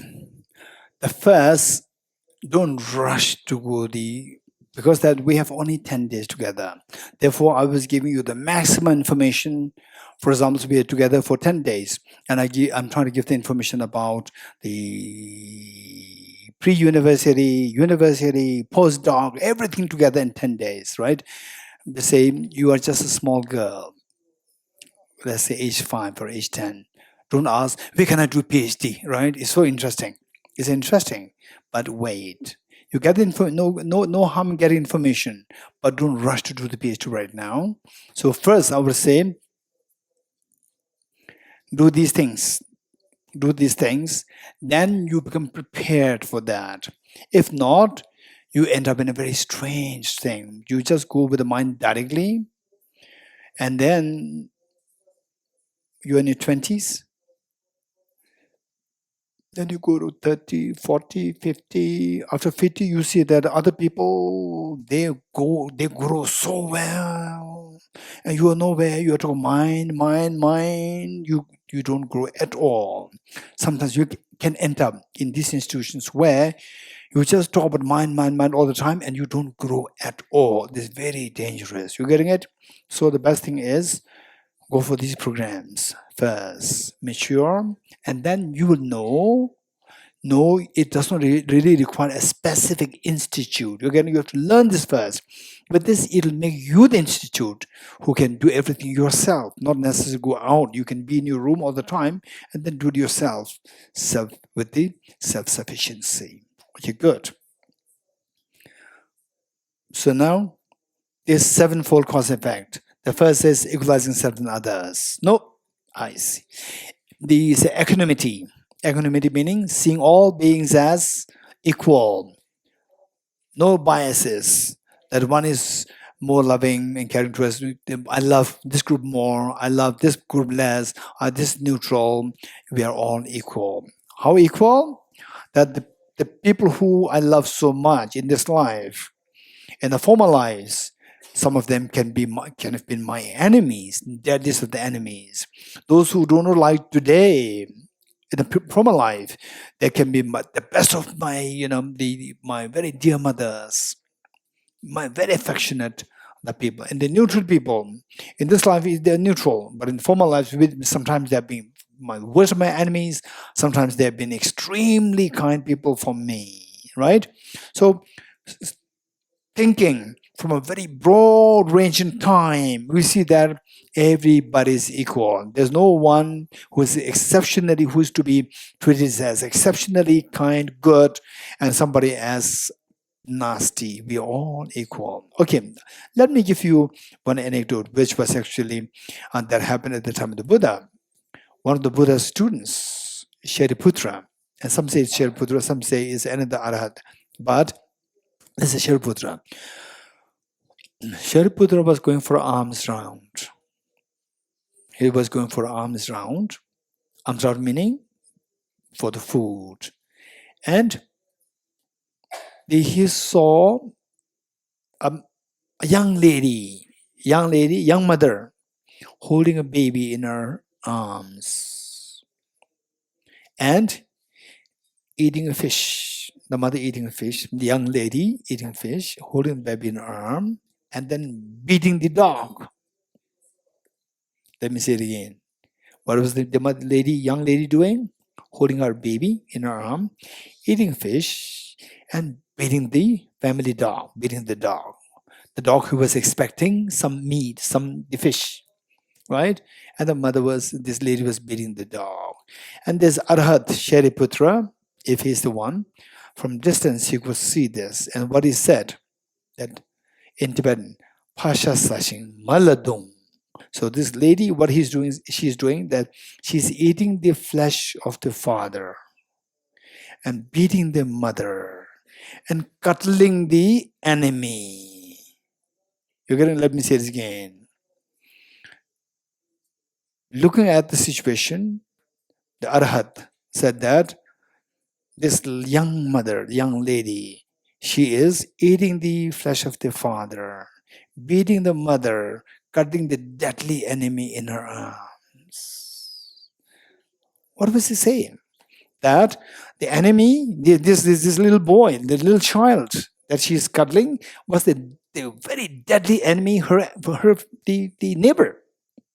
Her neighbor who was always having fight with her family. And that person died and took birth as her child. And her father died and took birth as a fish, and she was eating the fish. Her mother died and took birth as the dog, and the poor dog was waiting for some fish, and she was beating it, right? Yet, we the ordinary beings, we do not have the clue of these. So, this Arhat, through his clairvoyance. Clairvoyance means ability to see your past lives. Through his clairvoyance, he said that you are eating the flesh of the father, beating your mother, cutting your deadly enemy. This is the nature of samsara. What pathetic the situation of samsara is, how dreadful the situation of samsara is. This is what the Arhat said. Okay, so even within this life, we see that, how many agree with me? I'm sure many of you will agree with me. Even within this life, say, you are brothers and sisters, when you were when you were young, brothers and sisters, so close. And then when you grow older, there's a fight over the properties. Then you become deadly enemies, right? Right? If you see, how many of you have heard about these things? How many of you know about these things? Raise hands. Yes, it's very common phenomena. You're getting it? And then during childhood, you just so excited, waiting for your brother to see your brother, waiting to see your sister. So when I see these situations there, I tell myself that I'm so lucky that my three siblings, including myself, my sister, my brother, myself, three of us, we are forever extremely close because there's no property to fight over. No property to fight over. Wow, what a blessing. What is this property for? Then let's say sell this property and this money, whatever you get, that even this money cannot give you this peace of the mind, the joy and happiness. Say my sister's children, they can come to me very comfortably, right? And then my brothers, the children, they can come to me, come to the aunt very comfortably, happily. But the moment the property is involved, division is not clear, then they become the deadliest of the enemies. Even the children, they cannot go to the aunt's family, aunt's house, the uncle's house. You cannot go. They become the deadliest of the enemies. Very sad. So in this life, we see that somebody who's so close can become the deadliest of enemies. Somebody who's the deadliest enemy can become very close to the end of the life. This also happens, right? If that is what happens in this life, what I mentioned of the past life and today. Past life, you may be very deadliest enemy, and this life, you become the closest. Past life, you may be the very closest, this life, you can be the deadliest enemies. It's very possible. So therefore, thinking that from that broad perspective of many lives, then you see that there's no one person who is to be seen as my very affectionate. No one person who is to be seen as discarded, dumped as my difficult people. They're all same. In one time or the other, the one who you consider as your mom, dad, brother and sister, they've been the deadliest enemies. So if I'm to treat this difficult person as difficult, you have to equally treat your mother, the dear ones also difficult because of one time. They were difficult to you in the former lifetimes. And difficult person, if you treat your mother, father and so forth as very gently, very kindly, then you have to treat the difficult person also as kindly and gently, very kindly. Because in the former lifetimes, even this difficult person was your mother so many times. And the neutral people, although you see this as neutral people in this life, but in past lives, this neutral person was at times that enemy, at times your mother's. So they're all equal. In the eyes of a very broad perspective in time, you see that everybody is equal. So from there we see that your affinity, special affinity to one person and the aversion to another person is all dissolved. You start to see everybody is equal. Once you see that everybody is equal, now the land is leveled. Once the land is leveled, then you can build a house. It's very easy. Okay, how to build a house? There's 7 points. What are the 7 points? Okay, now many of you already know the secret. It's already there in the book, right? Okay, open this up. I also feel a little tired. Okay, open this up. It's easier for you. Where is it? 3, 2, 1. Wow, everything is the way it is on the fingertips. What are them? Not on the fingertips. Right? Right? Ripika, yes? Where are they? It's very fingertips. It's on this page, right? What are they? Where are they easy? What are they not easy? Okay, tell me which page? 3, 2, 1. Okay, number 1. Remembering all beings as one's mothers. What is number 2? Remembering the kindness. What is number 3? Repaying the kindness. Number 4. Seeing beings in the light of great affection. Number 5. Great compassion. Number 6. Altruism. Number 7. Bodhichitta. Very easy. You getting it? Okay. So we have to work on the one by one. So tomorrow, how many sessions we have? Only 2 sessions. 9 to 11 is 1. No. 1 to 11 is the... Okay, 1 to 11 seems only 1. Morning practice is different. This is not a teaching. Morning session is there. Morning meeting 5:45 to 8. The next is 9 to 11. Then 11. That's it. I think only 1 session tomorrow. Okay. So we will do the remaining tomorrow. Remaining meaning the 7 steps tomorrow. We'll finish that tomorrow. Tomorrow from 9 to 11. Good? Huh? What do you do? And there are also some questions. Hari, Ofe, some of you have questions, right? So what do you do now? Any plan? Why is it? Huh? Oh. Oh, sorry. Okay. Okay, next time. Next time. Right? Next time in. Don't worry. Okay, very soon. So this is not a master's course. This is not a diploma course. There's another one, not a certificate course. This is soon going to be launched. Very soon. Very soon. Yeah. Very soon meaning, I think in 1 week or 2 weeks time, it'll be launched. The certificate course, that is just for I think about like two or 3 months program. Yep. Then after this, you can do the another master's, another diploma course batch 5. At the moment, it's batch 4. Which is good. We'll stop here.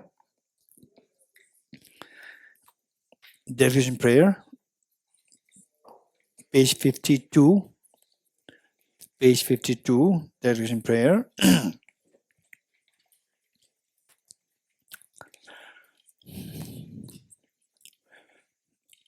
There's one confusion I have. One confusion I do not really understand. Right? First, I say, let me talk, and you don't let me talk. You ask me a question. At the end of the sentence, when are you going to do the mind meditation on the emptiness of mind? When are you going to do it? Right? What do you do now? Right? First, you don't let me talk. Right? Then, when the time finished, then you say, when are you going to do the meditation on the mind, emptiness of mind?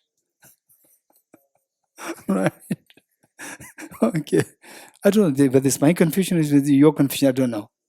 Right? Okay. I dedicate the matters thus gathered towards the realization of the deeds and the prayers of Buddhas and Bodhisattvas of 3 times, and to the holding of the doctrine, scripture, and insight. May in all lives, through the force of this merit, may never separate from the forebears of the mind of the eagle, and accomplish all the stages of the path, the enunciation, Bodhicitta, perfect in the 2 stages. From my 2 collections, vast the space that I've amassed, from working with effort in this practice for a great length of time, may I become the chief leading Buddha for all those whose minds, wisdom, eyes blinded by ignorance. Eata Om Gate Gate Paragate Parasam Gate Bodhiswatyata Om Gate Gate Paragate Parasam Gate Bodhiswatyata Om Gate Gate Paragate Parasam Gate Bodhiswaha.